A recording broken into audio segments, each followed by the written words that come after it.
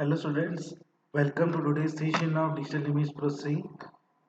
Today in this session we will study different image transforms and why it is required to apply image transform algorithms. So students, let's begin. So let's see the contents which we are going to study in today's session. So firstly we will see what is need for image transform, then the spatial frequencies, introduction to Fourier transform, discrete Fourier transform and fast Fourier transform. Okay. So let's see what is the need of image transform. Okay, why it is required to apply this algorithms, these theorems of image transformation. Okay, so we will see different type of image transforms like KL transform, then DCT and different Walsh transform, Hadmer transform. Okay, there are numerous transforms and you will be expecting numericals on the same in the university exam. Okay, so let's study what is image transforms. Image processing is applied in two different domains, as we know. First is spatial domains, that is pixels in form of x comma y coordinate, and another is in frequency domain. Okay, so a change in problem representation can help us to solve the problem faster. Like consider example of numerical representation. Okay, so Roman numbers are from 10 to 10th. Okay, so like 12 if it is multiplied with 10. If you want to convert it into Arabic numeral system, okay, it is quite easier. Then if it is long integer form, if we convert into if we want to make it simple, so we convert it into simple polynomial form. Okay, so representation, if it is the way of representation is changed, so we can get the problem output very easily. Okay, that is what we want to say. Spatial and frequency domains are different representations of the same problem. Okay, like if there is any image processing question, okay, like image enhancement or image blurring, something is to be done. So we have two different approaches. Okay, first is spatial, in which is in form of x comma y coordinates. Then other is in frequency domain. Okay, so we required information for conversion from spatial domain to frequency domain. Okay,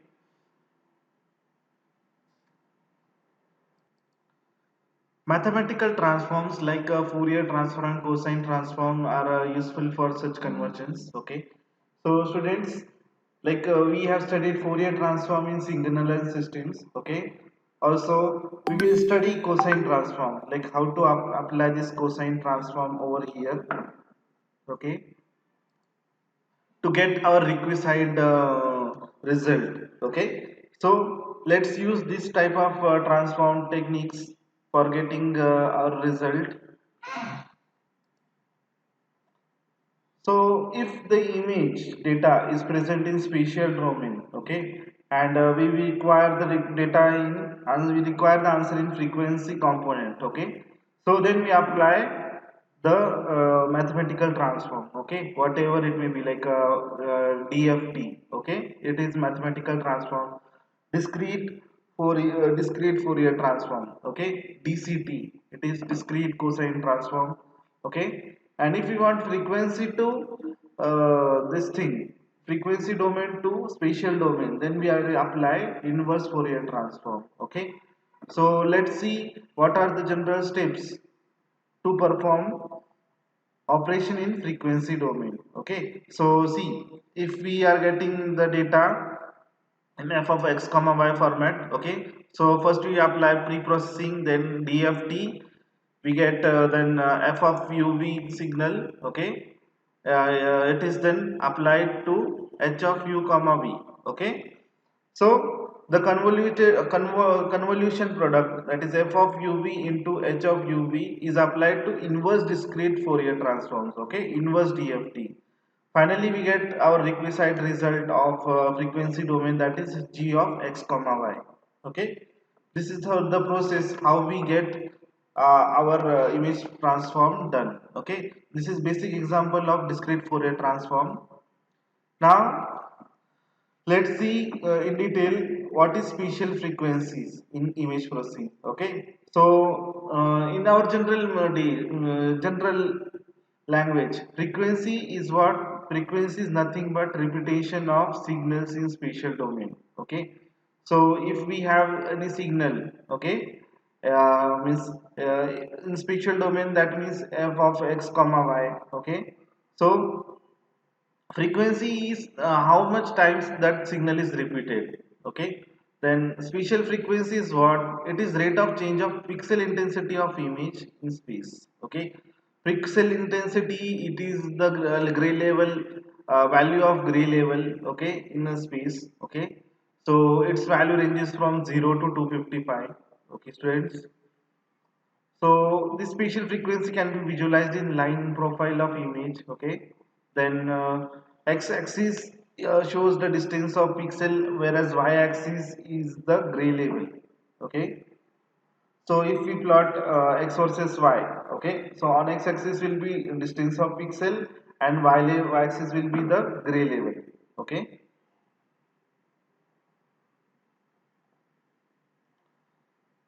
see this image profile. Okay, like intensity is varying. Okay, so on x-axis it is the distance of pixels, okay, like how they are located, and y-axis shows the intensity level. Okay,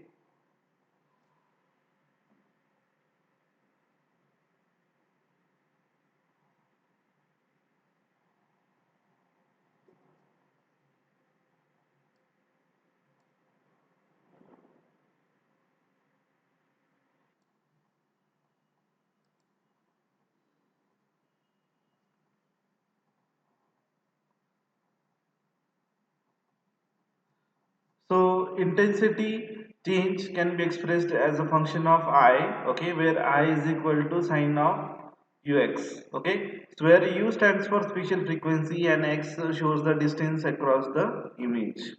Okay, so students, like we will deal mostly with 8-bit gray level images. Okay, so where the function I is equal to 127.5 into sine 2 pi u x upon m plus 127.5. Okay, so why in this equation we are having 2 pi? It is used to convert the orthogonal frequency. Okay, so image transform are of two types, orthogonal and non-sinusoidal. Okay,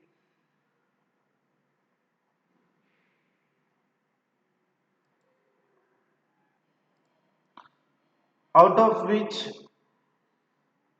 orthogonal transform examples could be like Fourier transform. Okay, where we have conversion of discrete signals. Okay, means they are basic functions, they are sinusoidal in nature. Okay, like Fourier transform and discrete Fourier transform, etc. Okay, they have the functions are sinusoidal. Okay, means they have their waveform is like waveform of sine wave. Non-sinusoidal image transforms include Harv transform, Walsh, Hadamard transform. Okay, they are non-sinusoidal. Okay, means the waveform is waveform graph is not like that of sine wave. Okay, now where do we use these image transforms in day-to-day life? Okay, let's see. For conversion of spatial information to frequency domain, okay, then to get information about sampling, that is digitization, helping to design faster algorithm than spatial frequency transform for getting more qualified image, okay, image with high quality. So most the transform are unitary, okay, means having only one variable. The transform, if you have two possibilities, if the matrix has two real numbers, it is called as orthogonal, okay. If it is complex, it is called Hermitian, okay. Now what is basis for this transform? Okay, let's see. An image is 2D signal, okay. So 2D signal are required to represent in form of discrete set of basis image, okay. Like if we want to subject any image transform of 2D image, okay, so we have to represent it in form of basic set of discrete basic images, okay. So for n by n matrix of function x, f of x comma y, okay. So the image transform, okay, g of u v is equal to t of u comma v comma x comma y into f of x comma y, okay. So the first above is the forward and below is the inverse transform, okay students. Please note down these two equations, very important. Forward and inverse transforms. Okay, n by n image of f function f of x comma y. Okay.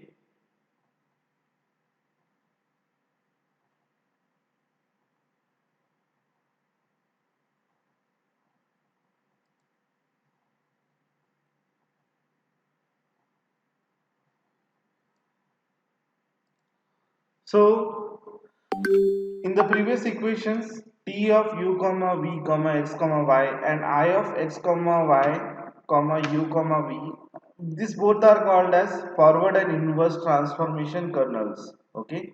Now they are having their own significance. Okay. So let's see some important properties of this transformation. So kernel is separable if this t function is equal to t1 of u comma x into t2 t1 of u v comma y. Okay. Then if it is the kernel is symmetric if t2 of u comma x into t2 of u v comma y. Okay. T of this function is equal to this product, then only we can say this is symmetric.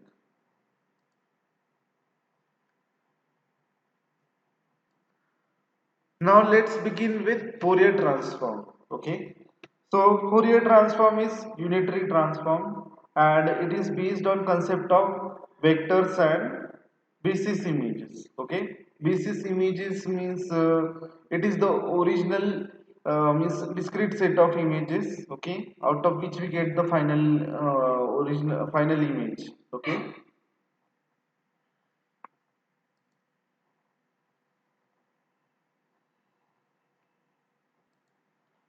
Consider a function, okay, continuous function f of x means it is a function of variable value x which represents distance, okay.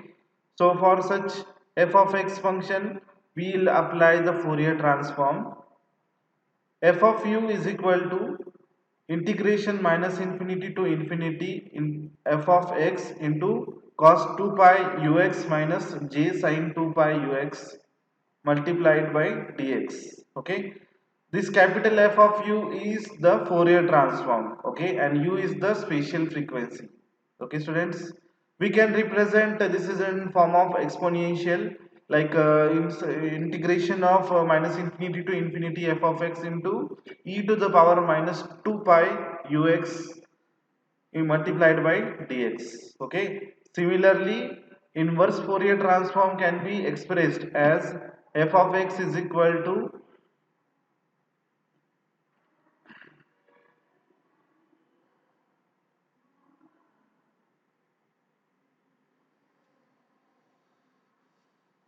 f of u is equal to minus infinity to infinity f of x cos 2 pi ux plus j sin 2 pi ux into dx. Okay, so if you want the inverse Fourier transform, it is f of x equal to,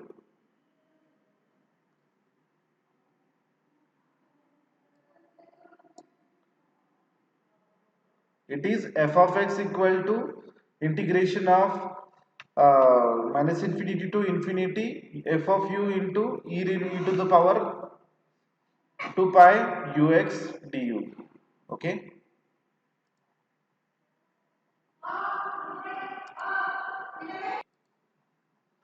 Fourier transform can be extended to 2D functions also. Okay, like in two dimensions. Up till now we studied only f of x. We can represent it into f of x comma y also. Okay, so for such we will have additional variable with u, that is v. Okay, so f of uv is equal to double integration f of xy e to the power minus j 2 sin pi ux plus vy dx dy. Okay, so inverse is similarly f of xy is equal to integration f of u comma v e to the power plus j 2 pi ux plus vy dx dy. Okay, so students, we will stop today here itself. We will cover next part of discrete Fourier transform in next class. Thank you.